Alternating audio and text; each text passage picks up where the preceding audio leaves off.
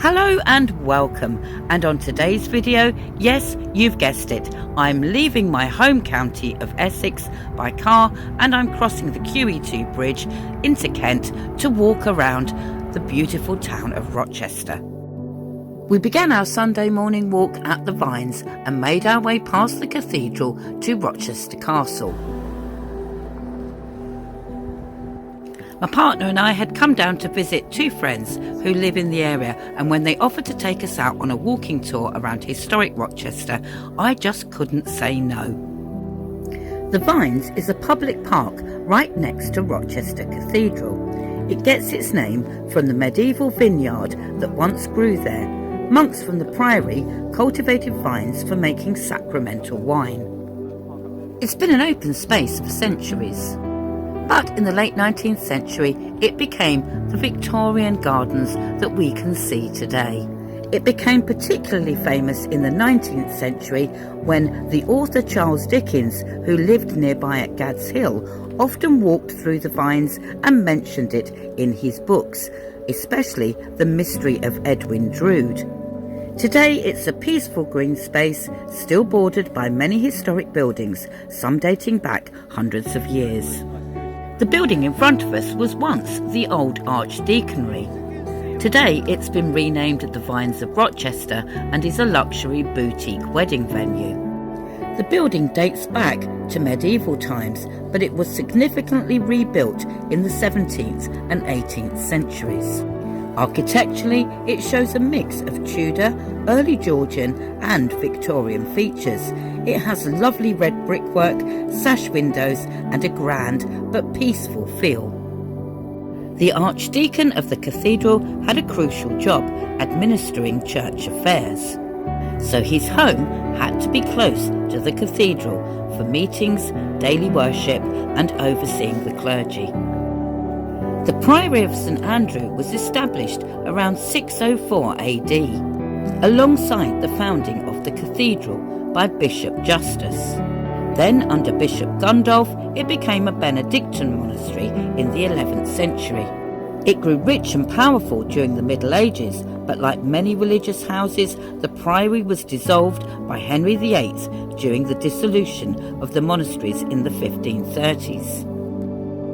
These terraced houses opposite the choristers' buildings are beautiful Georgian-era homes originally built for the cathedral clergy, the minor canons.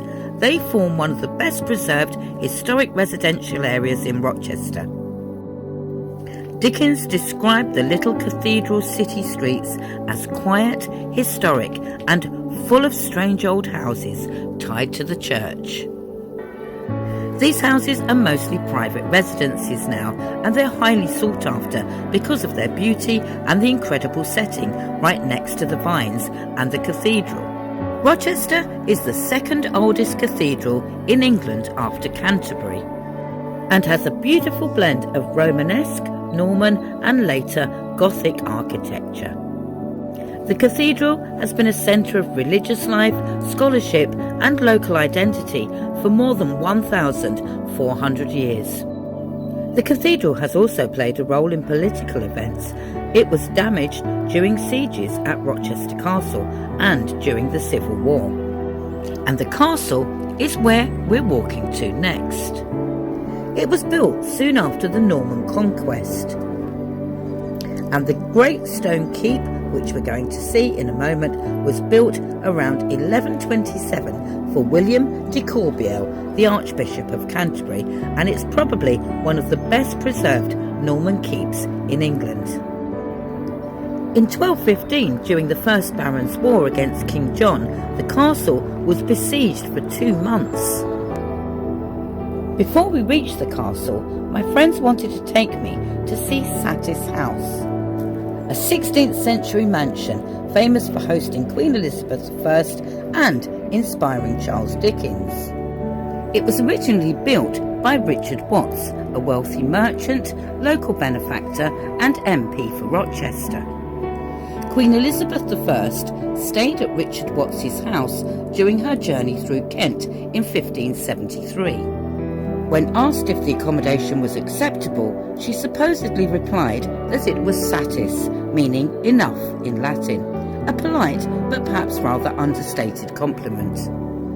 After this royal visit, the house then became known as Satis House, and it is now part of the King's School in Rochester, one of the oldest schools in the UK. But it is best remembered for being the name that Charles Dickens used for Miss Havisham's house in Great Expectations. Now, unusually, Rochester Castle was built by a bishop, not a king. Bishop Gundulf of Rochester, also a brilliant Norman architect, started the first castle defences around 1087. The great stone keep itself, the central tower, is about 113 feet or 34 metres high. And it's one of the best preserved and tallest Norman keeps still standing in Europe. During the brutal siege in 1215, King John undermined the keep by digging tunnels under the walls and burning the wooden props with pig fat, causing part of the tower to collapse. Even after that, the defenders held out in the remaining part of the keep for weeks, which was an incredible act of resistance. After the siege, the keep was repaired, but you can still clearly see today where the corner collapsed and was patched up differently. Charles Dickens also described Rochester Castle vividly in the Pickwick Papers and The Mystery of Edwin Drood. In fact, the ruins of the castle became symbolic for him of the ancient and decaying yet romantic heart of old Rochester. And there are still some grand old houses to be seen around the foot of the castle. Unlike many castles that were updated into gun forts, Rochester Castle was never seriously adapted for cannon warfare. So therefore, it keeps its classical medieval fortress look with massive square towers, arrow slits and thick stone walls. Rochester Castle sits right next to a Roman bridge site across the River Medway. Controlling Rochester meant controlling a key road between London and the south coast, important in medieval times for both trade and war. Because of its massive presence, guarding the Medway, crossing and watching over Rochester and Chatham, it's earned the nickname the Guardian of Kent. Inside the castle keep, there's a clever double spiral staircase built into the thick walls, one stair for going up and one for coming down, a defensive feature so soldiers could move around without colliding during attacks. In the 18th century, locals claimed the ruins were haunted and children were told ghost stories about knights and prisoners still wandering the broken walls at night. There were Roman bridges and medieval bridges across the Medway, and there are even bridge wardens of Rochester, who still operate to this day. On the medieval bridges, you had to pay a toll unless you were on religious business. In the 19th century, Victorian engineers began work on an iron and steel bridge, which was opened by the Prince of Wales.